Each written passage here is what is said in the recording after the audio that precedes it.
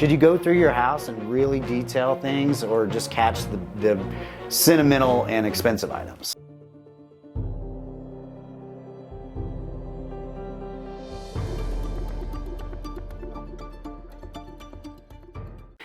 Hi, this is Nathan. Welcome back to Independence Money. Today we have a very important guest, Payton Buhler, and she is an attorney at law in Colorado. Thanks for joining. No problem. So you do estate planning, and that's the topic we're going to talk about today. So we've got a few moving parts on estate planning: wills, two kinds of power of attorneys, and maybe we stay there. We could talk about trust in another video. Okay.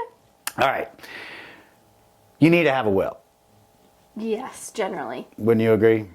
Yeah, unless you have a distribution that's exactly the same as statutory distribution and you just don't care. You don't care? Wow. Yeah, some people just don't care. They say, well, I want everything to go to my spouse and then my kids, and that's what happens under statute for most people. Yeah.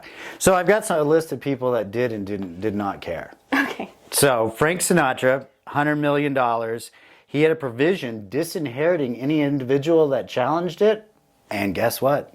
Nobody challenged it. Yeah, most wills have that. Yeah, that's an important clause because it keeps people from fighting.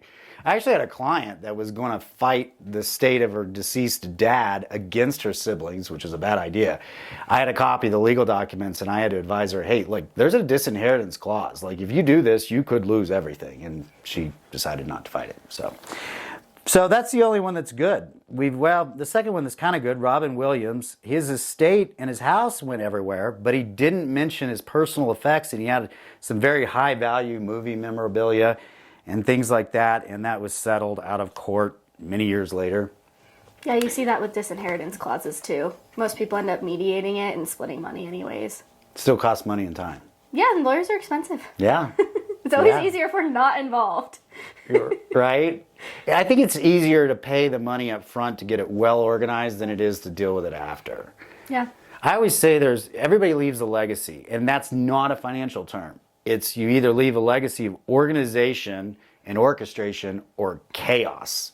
That's your legacy, depending on how you do your documents. Yeah, and I tell people a lot of times to talk to your kids about how you're doing your documents too. How do you feel, a lot of our viewers are they have parents that are still alive. How do you feel you should embrace the conversation of adult children asking their parents, hey, where's your legal documents? Do you have this ironed out? Most clients that come into my office, they are the parents most of the time, and they're very, they go to their kids and they say, here's what we did, we're putting them in the safe, and it's not really an issue. Oh gosh, I don't know. I ask my parents outright, and I make fun of them because I'm like, they still don't own all of their cars jointly. Like, what? That's going to be a headache when one of you dies. That's such an unnecessary thing to do. I'm very straightforward. Most people are pretty willing to talk about their estate plan. At the minimum, I think you need to tell your kids, adult or otherwise, who are the professionals in your life. You know, I had my whole family meet you. Like, they know where your office is. It was a little awkward on them, but, I'm a planner. But let's get to basics. Let's start with the will. What do you have to say? Oh gosh, as far as wills go, just what should go in it? Yep. Well, we usually we have people gather assets that they think that they want to give to certain people. You can dispose of those separately in a personal property memorandum. But most people, we just start with who they want to give stuff to, and we go from there. So if you think you might have something odd, there are certain statutory distributions that take place in place of a will. But most of the time, people want to do things that are statutory distributions, which means if you pass away, spouse, kids, if you don't have that, your parents, and then, you get to aunts, nieces, cousins, that kind of thing. But most of the time it doesn't escheat to the state. So, yeah. That's where we get into Latin for per stirpes, follow the bloodline. Yep. So a lot of times I put either descendants by representation or per stirpes, which slightly different, but they both mean my kids. And if my kids pass away before me, you don't want that gift to lapse. You want it to go to your grandchildren in lieu of your child. So that's one thing that I am always on the lookout for, especially when it comes to beneficiary registrations. Because a lot of people have 3 kids, and if one passes, they have them all 3 explicitly named, but they don't account for if one passes, would I want their share to pass to my grandchildren? Or be divided between the two surviving. Yep. Yeah, you got to think of those things for sure. Let's talk about photocopies, or I guess that's an archaic word, scanned copies or originals when it comes to wills. In Colorado, you always have to have an original will. You cannot lodge anything else. I've gotten away with it once, but it was because an accountant accidentally destroyed it like the week before this guy died. It is assumed that if you cannot find an original, it has been destroyed, which is a revocation. So if you have a photocopy in your safe, it doesn't really matter.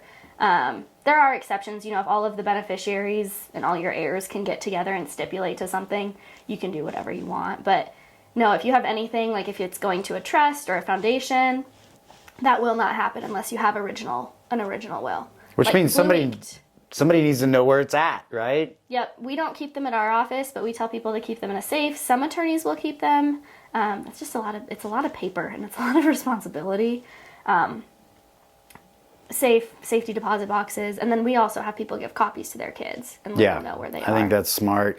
And I mean, obviously be aware of the risk of fire. I mean, we live in a state where we have that risk, and so I've often advised clients have a breakout safe, something you can grab that's not bolted down, but it's hidden, that has your important documents like your passports and things like that in it, or a fireproof safe. I mean, just keep those things in mind. Yep, absolutely. So back to the Robin Williams thing. I've seen major feuds over what I call grandmother spoons, like the little antique spoon collection, and then all of a sudden siblings don't talk. All the money's split fine, but it comes down to the spoons or the coin collection.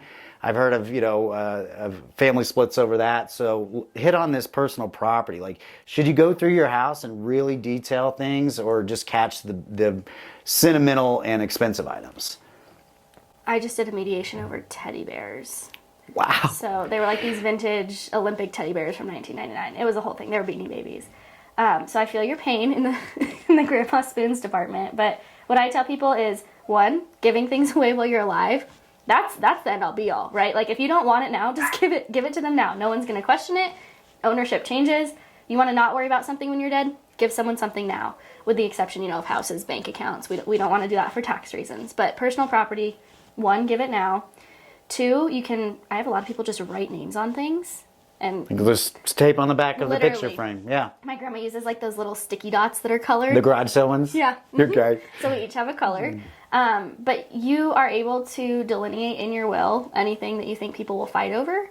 Most people aren't fighting, but I see the people that are, typically, right? That's who's in my office. I tell people, think about your wedding ring. Think about expensive things, but think about things people are going to fight over. Sentimental too. Write those all in your personal property memorandum, and that's a sheet that we attach to your will that you can update at any time by yourself. Without an attorney, without an attorney, you can just do it at your home office. So we have people write on that. I would say people use that fairly regularly, but most of the time when you're seeing fighting, it's because it's something you couldn't have predicted, right? Who would have thought that these stupid Olympic teddy bears were apparently not even valuable, but worth a lot to these people? Right. It's the stuff that's not monetary. It's the sentimental, especially if grandma promised it to 3 different people because she was, fading mentally. Mm-hmm. That's a concern. So we hit on wills there. One of my favorite topics, because I have a kid that's a minor and a kid that's now an adult, is this power of attorney. You have a healthcare and you have a financial. If you're incompetent or in a coma, medical or otherwise, just unable to make your own decisions known, that's where these POAs come into play. Yep, so there's a medical power of attorney, and that will only be effective upon incapacity. A general power of attorney, which is for finances and other types of things, you can make either effective upon incapacity, or it could be effective now. So like if I wanted you to go sign for sale of my house, I could give a power of attorney to you. Those, in my opinion, are more important than wills because they're impactful during your lifetime.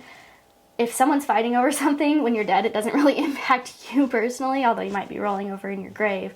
These powers of attorney can prevent guardianship proceedings and conservatorship proceedings. So a guardianship would be over the body, which is like a medical power of attorney, and then a conservatorship is finances. So if you have dementia, for example, and you're unable to take care of yourself, and your child or someone close to you who is sane has a medical power of attorney or a general power of attorney, they can go to your bank for you. They can help you out. They can essentially step into your shoes. It sounds dangerous. One, it is extremely dangerous. You need to be careful who you designate. But two, they have a fiduciary duty to you. So even if regardless of what they want to do, as your agent, they have a state mandated obligation to act in your best interest. And if they don't, there's repercussions. That's good. And I think you need to be cognizant, like emotions are bad, especially when somebody's incapacitated. So like for me, I picked my brother-in-law that's a soldier. He's hardened by obviously deployment. He can make those decisions where somebody that, maybe your kid or whatever is so emotionally in turmoil, they just can't. So keep that in mind. Yep. These you can scan. Yeah, these you can have as many copies as you want. And I recommend, I use a service called ShareFile. So it's an app on my phone. It's 34-bit, encryption or whatever that coding is. But I had a true story where I rushed, Andrea to the hospital. We thought it was appendix was rupturing. I didn't stop at my file cabinet, right? We got in the car and left.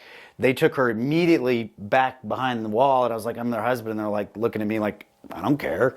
Our driver's license matched, they don't care. And so I got on ShareFile on my phone, downloaded the medical power of attorney and her HIPAA forms, emailed it to them, and then I was her husband. Yeah, and especially if you're not a husband, that's a way bigger deal. Husbands and wives have certain rights, but parents of adult children, best friends, live-in partners, common law spouses, that's all kaput at a hospital. Gotcha. So that you hit on that adult child. Like you got to have a POA for that. That's a big one. Well, and we do living wills too, which is a little bit different. But living wills take you off of life support. And in Colorado, the default is that you stay on life support. Ooh. Gives me the ick. Yeah. Forever a vegetable. So that's a good point. I think this is a good time to say work with a qualified attorney in your state. I think that the things that I've seen is I'm not slandering anything, but like these online things where you're clicking stuff in, they say it's for your state. I've seen so many documents where I'm like asking a client, give me a copy of your legal. It's not even signed, it's not dated, it's not witnessed, and it's just a nightmare. Yeah, Colorado has default power of attorney forms that are statutorily driven. So our office doesn't craft them. They're something that the state legislature produces. Those are great. And in Colorado, if your power of attorney is effective at the time it was signed, so if you're a Nevada resident and you're in Colorado on vacation, but your mom has a Nevada power of attorney and it's legit, it's honored here. So making sure that you have that state form it's super important. And then with wills, I think one thing to touch on is people always think they can do a holographic will, a handwritten will. I get this all the time. In Colorado, for a handwritten will to be valid, it needs to have the major components actually handwritten, not typed. But you lose the requirement to have 2 witnesses and a notary. So there's something to think about too. Don't type up a will and then sign it. If you really refuse to go to an attorney, your will should be handwritten. Wow. That was actually one of the cases of the celebrity I didn't read. It was Aretha Franklin. After like some 4 years of fighting over her estate, they found a handwritten will in her couch. Oh. And the judge ratified it. So there you go. Yeah, Interesting. It's weird. It's not, in my opinion, not with the times. I think most people are typing their wills, but not with the law says. I would have to use you because my writing is illegible. So perfect. All right. Well, thanks, Payton. We're going to have another video later on trust and proper titling of beneficiaries. So let me know your comments. I always like your shares. You can reach out to me at nathan@independence-money.com, and I can get you in touch with Payton if you live in Colorado. Otherwise, if you don't, you need to find a qualified attorney in your state. All right. Y'all take care.